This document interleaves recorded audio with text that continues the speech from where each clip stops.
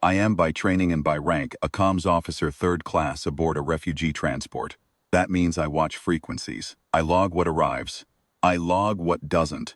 I route distress traffic to the appropriate Terran authority, and I keep my mouth shut about anything that is not my station. That is the whole of the job. I am not a tactician. I am not a captain. I am not, by any measure that counts, a decision maker.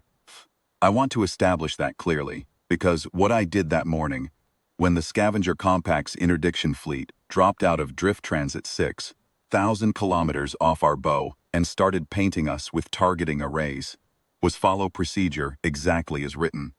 I hit the emergency transponder. That's all I did.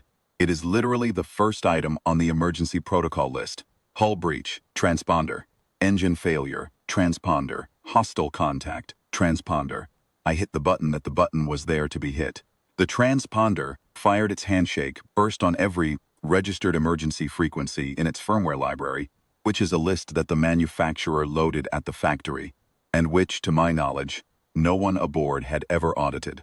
I found out later that the firmware was 11 years old. The hardware had changed hands twice before it was installed on the Verith Secundus, and each previous owner had simply transferred the existing firmware, rather than paying the relicensing fee to update it. Buried in that firmware, in a sub-registry that predated our convoy's founding by 3 decades, was a Terran Mutual Aid Covenant Channel Identifier. Covenant Accord 7. I looked it up afterward. The Accord had been formally dissolved 41 years ago, when the Terran Reach restructured its mutual aid obligations under a newer framework. The dissolution notice had been filed, archived, and presumably forgotten. The transponder did not care. It fired the handshake on every channel in its list. Covenant Accord 7 included, and Earth's deep grid relay picked it up. I did not know any of that in the moment.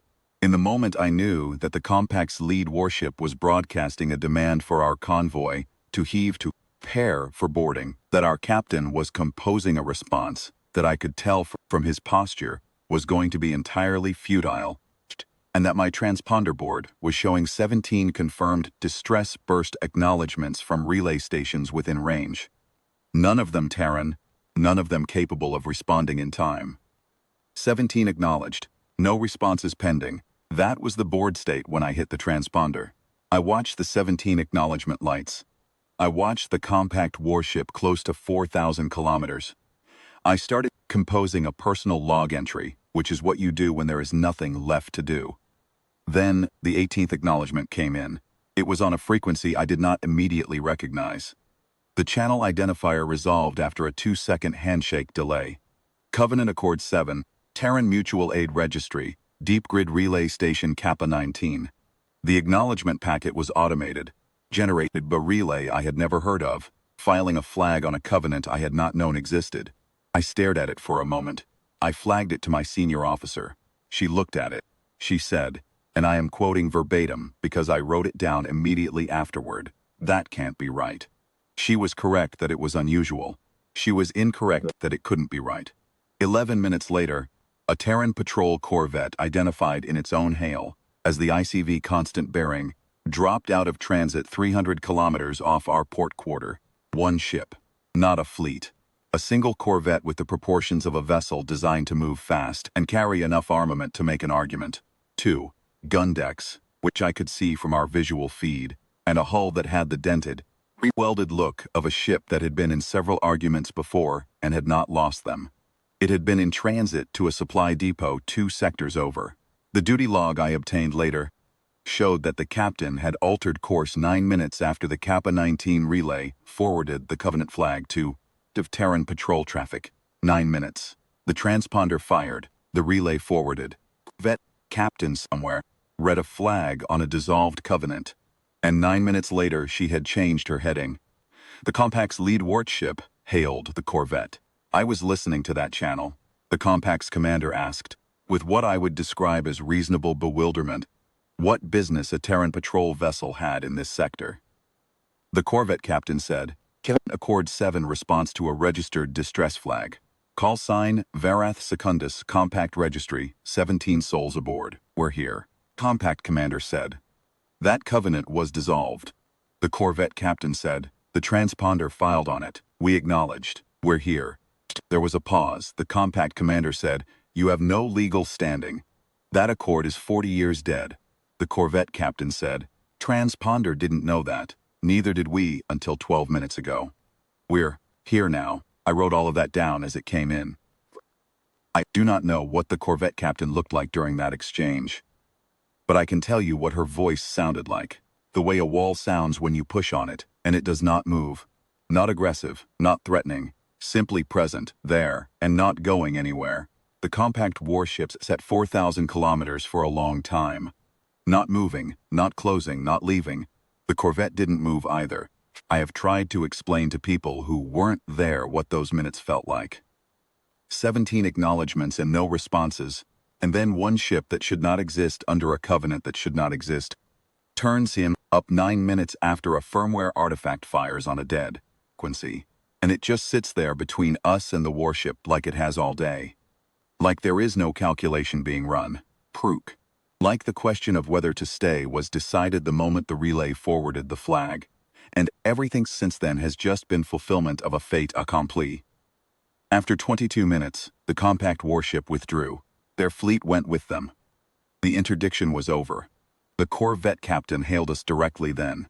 She told us she was going to sit on our position while we got our engines back to full. We'd drop to maneuvering thrust during the standoff. And that her medical officer was available if we had any casualties.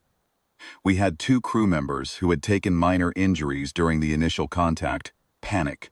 She sent a shuttle over. Her medical officer spent 40 minutes aboard, patched 2 lacerations and a dislocated shoulder, left a standard Terran field kit with the complements of the ICV constant bearing, and returned to the corvette. I asked the captain, through our captain, what we owed them. It was a genuine question. We are a refugee convoy. We have accounting ledgers, and we have a culture of paying our debts, and I wanted to know the number. She sent back a written reply, which I still have.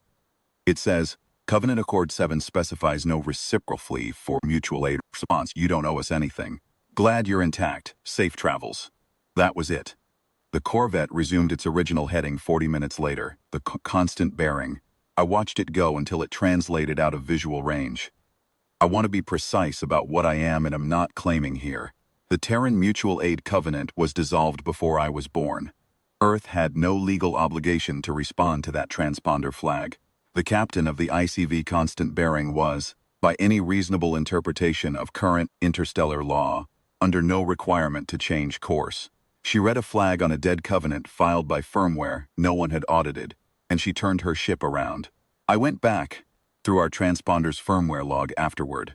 The Covenant Accord 7 channel identifier was listed at line 412 of a sub-registry inside the emergency broadcast module. It was never activated deliberately. It was never configured deliberately. It was simply there, a residue of a licensing transfer that happened before our convoy existed, firing automatically because that is what firmware does when you hit the button. We did not aim the signal at Earth. I do not think Earth particularly cared about that distinction. I am a comms officer, 3rd class. I watch frequencies, and I log what arrives, and I keep my mouth shut about things that are not my station. I have added a note to our transponder maintenance record that says, verbatim, do not update or replace the Covenant Accord 7 channel identifier. Do not audit it out. Do not relicense over it. Leave it exactly where it is. I will explain the reasoning to any maintenance technician who asks. One corvette came on a dead covenant because a piece of firmware nobody remembered was still in the registry. The next time we need a dead covenant, I want it there. I filed my incident report the standard way. Hostile contact, resolved without casualties, external assistance rendered.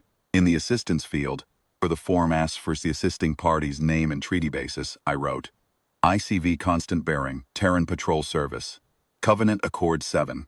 Then I sat there for a moment looking at the treaty field.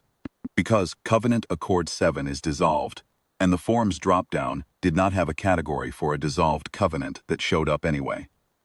I typed it in manually. The form flagged it as an unrecognized entry. I submitted it anyway. Someone in records can figure out what to call it. I already know what I call it.